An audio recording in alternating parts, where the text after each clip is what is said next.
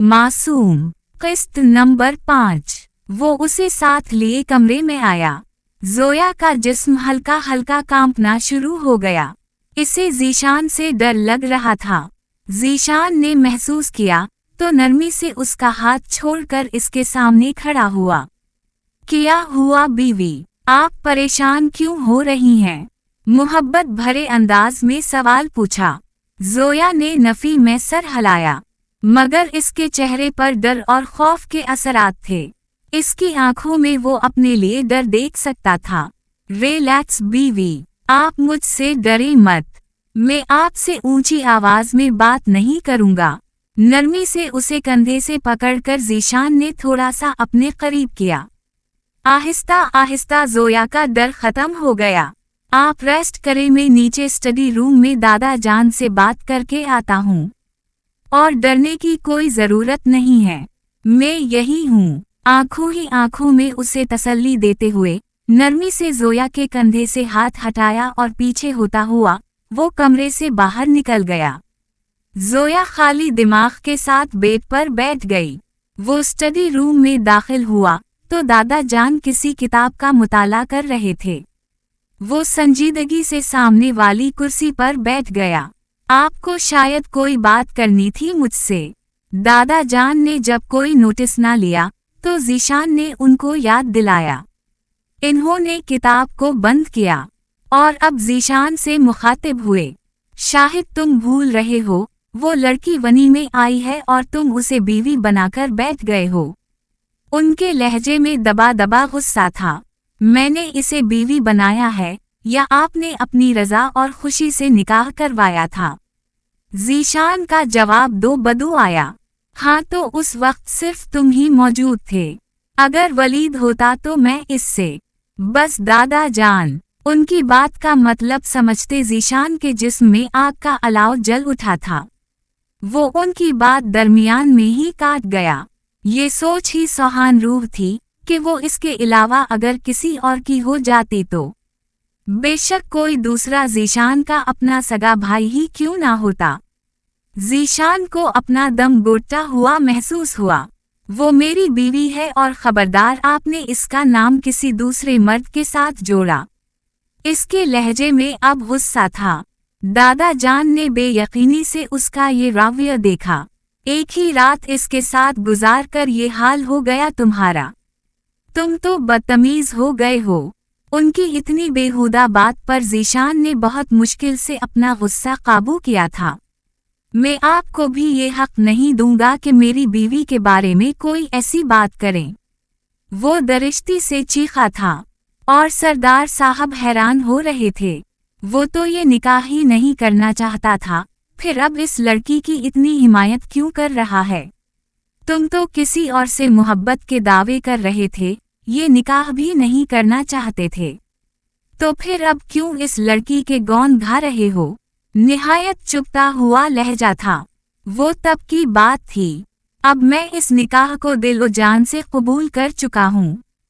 पुरसकून जवाब देते उसने अपने दादा का सुकून गारत किया।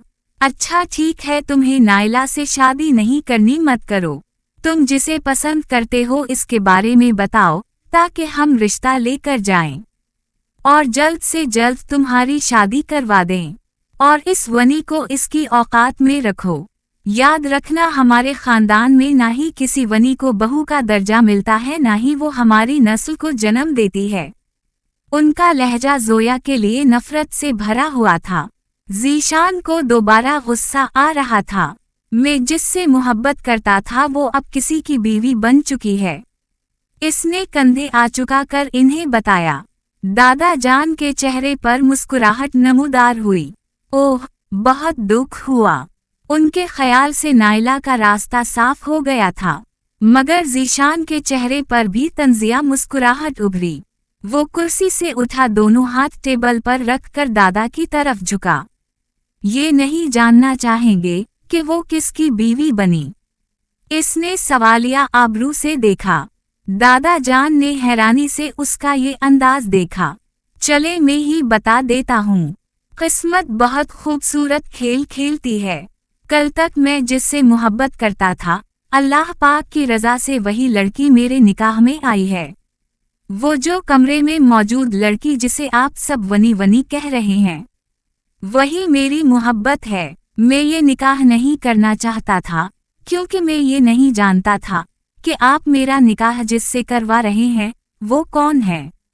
मगर उसे देखने के बाद कुछ देर के लिए तो मुझे यकीन ही नहीं आया कि क्या किस्मत ऐसे भी मेहरबान होती है।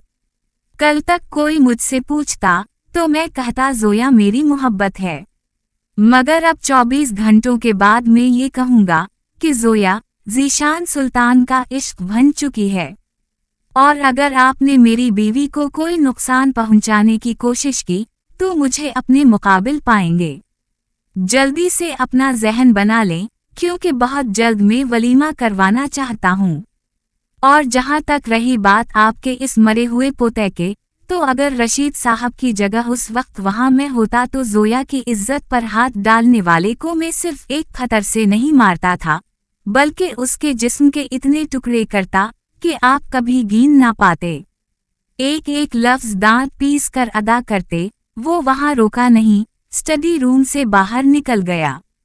पीछे सरदार साहब के चेहरे का सारा खून बचड़ गया। इन्हें जैसे यकीन ना हुआ ज़ीशान एक साथ इन्हें कितने सारे सच बताकर चला गया। वो सीढ़ियाँ चढ़ता ऊपर कमरे में जा रहा था जब इसका मोबाइल फोन बज उठा। इसने अपना मोबाइल जेब से निकाला तो उसके भाई वलीद का फोन आ रहा था। ज़ीशान मुस्कुरा भी ना सका। दादा की बात अब तक कानों में गूंज रही थी। अगर इस दिन वलीद गांव में होता तो क्या वो उसका निकाह ज़ोया से करवा देते। ये सोच आते ही किसी ने ज़ीशान की सांस रोक दी थी। वो खौफज़दा होता नफ़ी में सर हिलाकर रह गया। सारे बुरे ख्याल जहन से झटक कर मोबाइल कान से लगाया। भाई कहाँ गायब हो यार, आपको पता है ना मैं आपसे दूर नहीं रह सकता, इसलिए आप जानबूझकर मुझे अपनी शक्ल नहीं दिखाते। वो तो नॉन स्टॉप शुरू हो चुका था। हौसला रखो वलीद, इसने संजीदगी से उसे डांटा। वो कुछ चौंका। क्या हुआ भाई, आप ठीक तो है ना? मैंने हॉस्पिटल कॉल की थी तो पता चला आप हॉस्पिटल नहीं जा रहे हो। क्या बात है? किसी ने कुछ कहा है तो मुझे बताएं, मैं उसे छोड़ूंगा नहीं। आप जानते हैं ना वलीद सुल्तान की जान सिर्फ आप हैं। वो धीमे धीमे गुस्से से चलाया। ज़ीशान के चेहरे पर आसूदा सी मुस्कान आई थी। नहीं यार, ऐसा कुछ नहीं है, वो असल में हुआ ये है कि। इसके बाद ज़ीशान ने उसे अपने निकाह के बारे में बता दिया कि कैसे और कब हुआ। वलीद पर तो हैरतों के पहाड़ टूट पड़े। क्या मतलब दादा ने आपका निकाह किसी से ऐसे ही करवा दिया? ये हो क्या रहा है? इसके लहजे में बहुत गुस्सा था। तमीज से वलीद, ज़ीशान ने उसे टोका। वो कुछ संभला। वैसे आपके तो मज़े हैं, उसीलिए मैं भी कहूँ कि मुझे कैसे भूल गए। इस वनी की वजह से आप मुझे इग्नोर कर रहे हैं। इस बात पर तो ज़ीशान का दिमाग भग से उड़ा। तुम्हारा भी दिमाग खराब हो गया है, उन सब की तरह तुम भी वनी की गर्दान करनी शुरू कर दो। बीवी है वो मेरी। ज़ीशान के लहजे में गुस्सा महसूस करते वलीद को बेइख्तियार एहसास हुआ। इसे अपना गुस्सा काबू करना चाहिए था। मेरा वो मतलब नहीं था भाई। मगर ज़ीशान ने गुस्से से फ़ोन रख दिया और वो हैरत से फ़ोन को देखता रह गया। इसके भाई ने उसकी बात सुने बगैर कॉल काट दी। इसे इतना गुस्सा आया कि हद नहीं। इसने गुस्से से अपना मोबाइल उठाकर दीवार में दे मारा। कौन है ये वनी जिसकी वजह से भाई मुझसे नाराज हो गए? तुम्हें तो मैं छोड़ूंगा नहीं। मेरे और भाई के दरमियान आना तुम्हें बहुत महंगा पड़ेगा। वो गुस्से से चीखा। अचानक किसी ने इसके कंधे पर हाथ रखा। वो पलटा। क्या हुआ वलीद, अब क्यों इतना गुस्सा आ रहा है? वो नोमान था। मुझे बहुत गुस्सा आ रहा है। पहली बार किसी लड़की की वजह से भाई ने मुझसे गुस्से से बात की है। कौन है वो वनी? मेरा दिमाग खराब हो रहा है। वो गुस्से से वहीं चक्कर काटने लगा। नोमान को समझ न आई इस साइको का क्या करे। उसने बहुत मुश्किल से उसे जोया से दूर किया था, और अब एक नई लड़की और एक नया मसला। मगर कौन जाने कि हर धागा जोया से जाकर मिलता है। वो कमरे में आया तो देखा जोया सुकड़ी समटी बेड पर बैठी थी। ज़ीशान का सारा गुस्सा कहीं झाग की तरह बैठ गया। वो इसके पास बेड पर बैठा। कहीं बाहर चले बीवी, इसने मुस्कुरा कर पूछा। जोया की आंखें चमकीं। वो इसके कुछ नजदीक हुई। मुझे बाबा से मिलना है, प्लीज दोस्त मुझे बाबा से मिलवा दें। इसके लहजे में नमी घुल गई। ओके, तो फिर हम पहले शॉपिंग करने चलेंगे, फिर लंच करने के बाद मैं आपको आपके बाबा से मिलवाने ले चलूंगा, बीवी। जोया के चेहरे पर खुशी नमूदार हुई। इसने जोर और शोर से इस बात में सर हिलाया। कुछ मिनट बाद वो ज़ीशान के साथ चलती हुई हवेली के हाल से बाहर निकली। ज़ीशान ने इसका हाथ पकड़ रखा था। फिर अपनी ब्लैक एसओवेस तक आकर उसने फ्रंट डोर खोलकर जोया को बैठने का इशारा किया। वो कुछ हिचकिचाती हुई बैठ गई। ज़ीशान ने इसकी सीट बेल्ट लगाई और दरवाज़ा बंद करता हुआ दूसरी जानिब आया। ड्राइविंग सीट संभाली और गाड़ी हवेली के गेट को उबूर कर गई।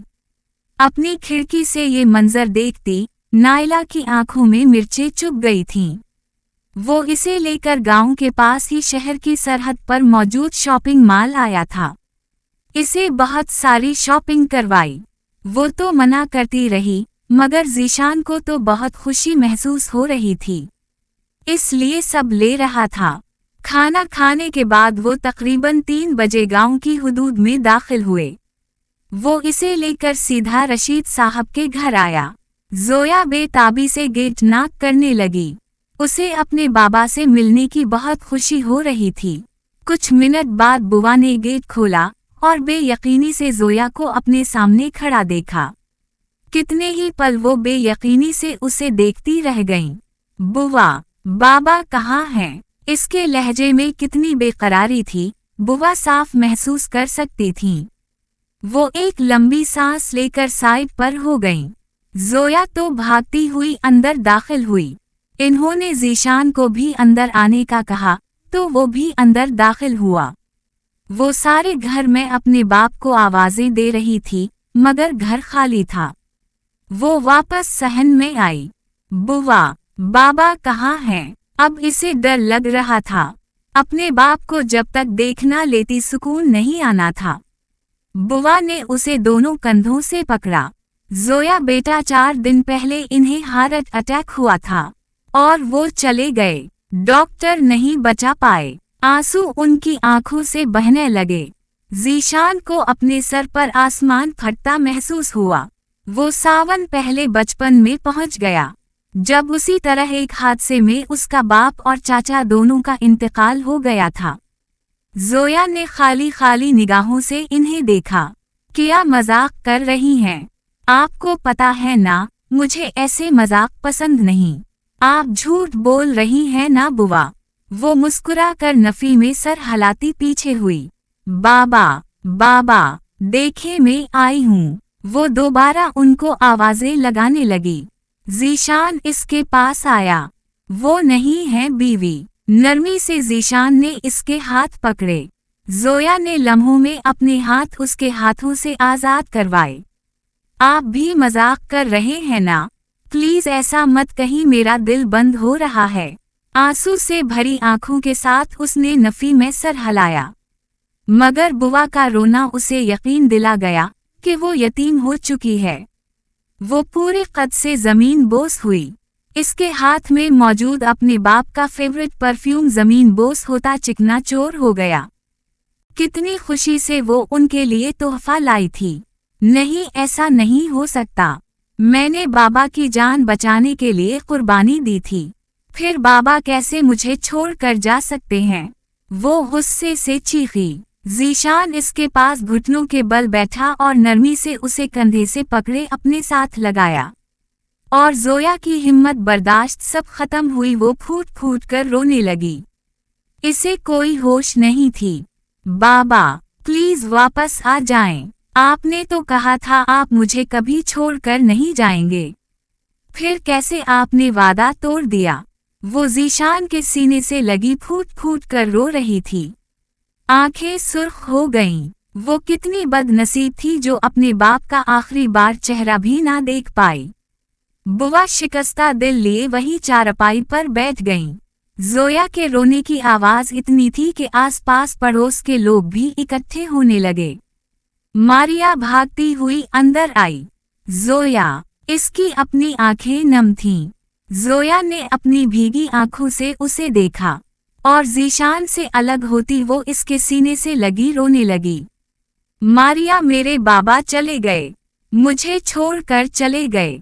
मैं उनके बिना कैसे रहूंगी? प्लीज इन्हें कहो वापस आ जाएं। मेरा दम घोट रहा है।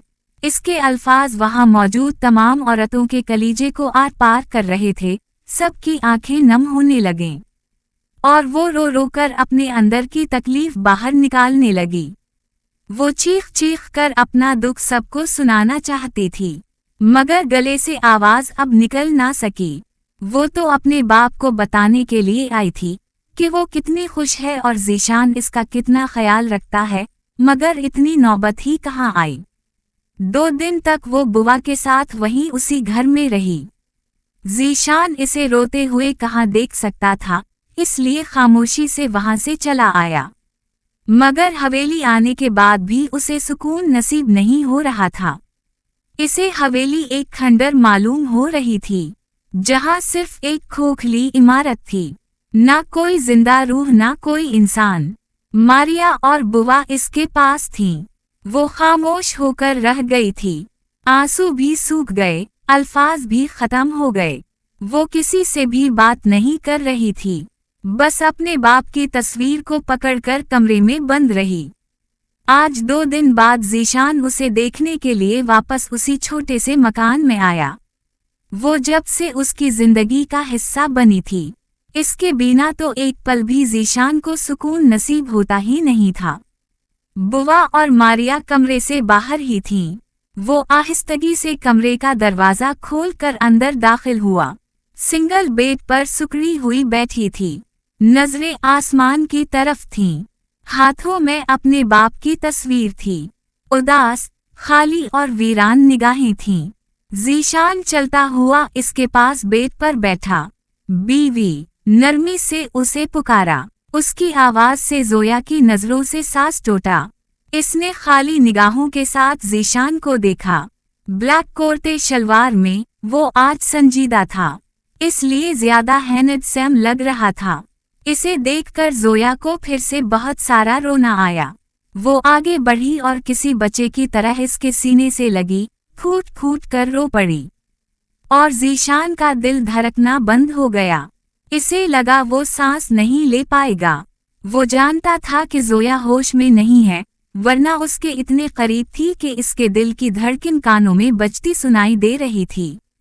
ज़ीशान ने एक गहरी सांस लेकर खुद पर काबू पाया और इसकी पीठ थपथपाने लगा।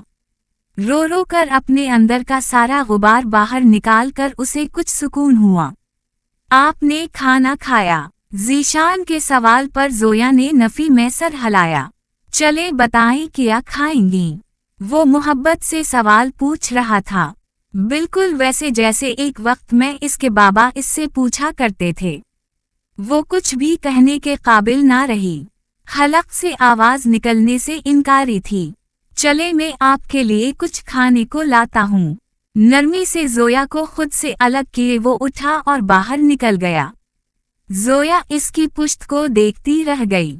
2 दिन बाद उसे लग रहा था जैसे वो मुकम्मल हो गई है। इसके बिना कितना खालीपन महसूस हो रहा था। कुछ मिनट बाद वो वापस कमरे में आया, हाथ में ट्रे पकड़ी हुई थी।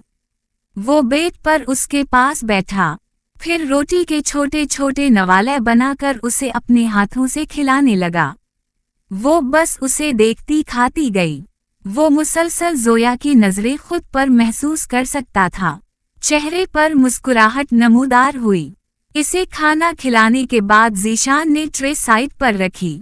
ये क्या हुलिया बना रखा है? चले जल्दी से कपड़े चेंज करें, अपने बाल बनाएं, फिर वापस चले मेरे साथ। आपके बिना वो हवेली मुझे काट खाने को दौड़ रही है बीवी। उसके लहजे में कुछ इल्तिजा थी। जोया की आंखें नम होने लगें। अपने बाप के बाद वो इस शख्स को हरगिज भी खोना नहीं चाहती थी। हाँ, इसे मियाँ बीवी के रिश्ते के बारे में ज्यादा इल्म नहीं था, मगर ये शख्स जब जब उसके आसपास होता था उसे सुकून महसूस होता था। वो बेड से उठी, अलमारी खोलकर अपना सबसे अच्छा ड्रेस बाहर निकाला। ये वो कपड़े थे जो उसके बाप ने इसे बनाकर दिए थे। वो पकड़े वॉशरूम में चली गई। कुछ मिनट बाद वो ड्रेसिंग के सामने खड़ी अपने बाल कनगी कर रही थी। ज़ीशान ने बेड पर पड़ी इसकी खानदानी चादर उठाई और इसके गर्द ओढ़ी। वो बुआ और मारिया से मिलकर इसके साथ वापस हवेली आ गई। पता नहीं नायला अब कौन सी नई साजिश कर रही थी, मगर फिलहाल वो खामोश हो गई थी। जोया भी आहिस्ता आहिस्ता नॉर्मल होने लगी थी, मगर वो अपने बाप को कभी भी भूल नहीं सकती थी। हॉस्पिटल में कोई इमरजेंसी केस आ गया था, किसी का एक्सीडेंट हुआ था, इसलिए ज़ीशान आज हॉस्पिटल चला गया था। वो कमरे से बाहर निकली। ज़ीशान की गैर मौजूदगी में वो कमरे में ही बंद रहती थी। पानी का जग खाली हो गया था। इसे प्यास लगी थी, इसलिए जग पकड़ती वो किचन में आई। दोपहर का वक्त था, हवेली सुनसान थी। वो पानी का जग भरकर वापस पलटी जब इसके सामने नायला आकर खड़ी हुई। जोया के चेहरे पर खौफ के असरात नुमायां हुए। नायला के चेहरे पर पुरअसरार मुस्कुराहट थी। वो आगे बढ़ी और किचन का दरवाजा बंद किया। जोया को अपनी जान निकलती हुई महसूस हुई। वो जैसे जैसे उसकी तरफ बढ़ रही थी, जोया खौफ से पीछे कदम ले रही थी। तुम्हें क्या लगा था मुझसे ज़ीशान को छीन लोगी, मेरी जगह हासिल कर लोगी? वो कमरा और इसका मलकियत सिर्फ मेरा है। गुस्से से एक एक लफ्ज अदा करती वो चूल्हे तक आई, फिर चौल्हा जलाया। जोया के चेहरे पर डर बढ़ता जा रहा था। इसने जल्दी से जग शेल्फ पर रखा। नायला ने हाथ में चिमटा पकड़ा, फिर इसे जलते हुए चूल्हे पर रख दिया। जोया को क़यामत नज़दीक आती महसूस हुई। इसने फौरन भागने की कोशिश की, मगर नायला उसकी तरफ पलटी और इसकी कलाई बहुत मजबूती से पकड़ ली। भागने का तो सोचना भी मत, सर्द तरीन लहजे में कहते उसने जोया को खींचकर चूल्हे के पास किया। छोड़ो मुझे, छोड़ो। जोया ने मुज़ाहमत करने की कोशिश की, मगर नायला की पकड़ मजबूत थी। इसने वो गरम लोहे का चिमटा उठाया और इसके दरमियान जोया की कलाई को रखकर इतने जोर से दबाया कि जोया की चीखें निकल गईं। इसकी कलाई दोनों तरफ से जल गई। जोया को लगा किसी ने उसकी रूह को जिस्म से जुदा कर दिया है। वो इतनी जोर से चीख रही थी कि हवेली के दर और दीवार हिल गए। ज़ीशान जो हवेली में दाखिल हो रहा था, जोया की चीखें सुनकर फौरन किचन में भागा। दरवाज़ा खोलकर जैसे ही अंदर दाखिल हुआ, सामने ही वो अपनी कलाई को हिलाते हुए दर्द से तड़पती हुई रो रही थी। किसी ने ज़ीशान का दिल मुट्ठी में दबोचा। वो भागता हुआ इसके पास आया। बेयकीनी से इसकी कलाई देखी जिसकी जल्द तक जल गई थी और इस पर सुर्ख निशान बन गया था। ऐसा लग रहा था जैसे अंदर तक मांस के साथ गोश्त भी जल गया था। ज़ीशान को सामने देखकर कुछ पल के लिए तो नायला घबराई थी। ज़ीशान ने जोया को पकड़ा, मगर वो दर्द को मजीद बर्दाश्त न कर पाई और होशो हवास से बेगाना हो गई। जोया, जोया। ज़ीशान की धार से सारे मुलाजिमीन तो किया हवेली के मकीन भी इकट्ठे हो गए। वो फौरन उसे बाहों में उठाकर अपने कमरे की तरफ भागा था। चची और लाइबा ने भी ज़ीशान की सुर्ख आंखों को देखा। इन्हें किसी अनहोनी के खौफ ने डराया था। वो कमरे में आया, इसे बेड पर लेटाकर जल्दी से फर्स्ट एड बॉक्स निकाला और इसकी कलाई पर मेडिसिन लगाई। शुक्र भी था कि इसके पास बहुत सारी मेडिसिन पड़ी हुई थीं, वरना जली हुई बॉडी पर ऑइंटमेंट लगाने के लिए हॉस्पिटल जाना पड़ता। जोया की कलाई को नरमी से किचन पर रखकर वो कमरे से बाहर निकला और नीचे हाल में आया जहां नायला मजे से बैठी एलईडी देख रही थी। एक ही जसत में इस तक पहुंचकर ज़ीशान ने उसे कलाई से पकड़कर खड़ा किया और दूसरे ही पल इसका हाथ उठा और नायला के चेहरे पर एक सुनाटेदार थप्पड़ दे मारा। थप्पड़ इतना जोरदार था कि नायला को अपना गाल फटता हुआ महसूस हुआ। खून का जायका मुंह में घुल गया। हाथ थी या कोई नेज़ा जिसने गाल को सुन कर दिया, और थप्पड़ की गूंज सारे हाल में गूंजी। हिम्मत कैसे हुई मेरी बीवी को तकलीफ देने की? वो बोला नहीं था, चीखा था। लाइबा और चची की जबान तो तालों से चपक गई। ज़ीशान ने नायला के कलाई को मुट्ठी में इतनी जोर से दबोचा जैसे इसका हाथ तोड़ देगा। फिर इसे खींचता हुआ किचन में लेकर गया। नायला के चेहरे पर खौफ नमूदार हुआ। छोड़ी, मुझे छोड़ी। वो तो तड़पती हुई खुद को आज़ाद करवाने लगी, मगर ज़ीशान आज रहम खाने के मूड में नहीं था। उसने भी उसी तरह नायला की कलाई को जला दिया जैसे उसने ज़ोया की कलाई को जलाया था। नायला भी उसी तरह अब चीख रही थी, मगर ज़ीशान को कोई फर्क ना पड़ा। चची और लाइबा भागती हुई किचन में आए। ये जख्म तुम्हें हमेशा याद दिलाएगा कि ज़ीशान सुल्तान सिर्फ ज़ोया ज़ीशान का है। आइंदा मेरी बीवी को कोई तकलीफ देने से पहले अपना अंजाम याद रखना। नफरत और हकारत से कहते वो वहां रोका नहीं और किचन से निकल गया। लाइबा को जिंदगी में पहली बार ज़ीशान से खौफ महसूस हुआ तो वही चची को भी सांप सूंघ गया। नायला तड़पती हुई दर्द से चीख रही थी। जो दूसरों पर रहम नहीं करते उन पर भी रहम नहीं किया जाता। यहाँ पर किस्त नंबर 5 खत्म हो गया, लेकिन कहानी अभी जारी है। किस्त नंबर 6 के लिए चैनल को सब्सक्राइब करें, वीडियो को लाइक करें, अपने ख्यालात का इजहार कमेंट बॉक्स में लाजमी करें और बेल आइकन को लाजमी दबाइए ताकि किस्त नंबर 6 सबसे पहले आपको पहुंच सके।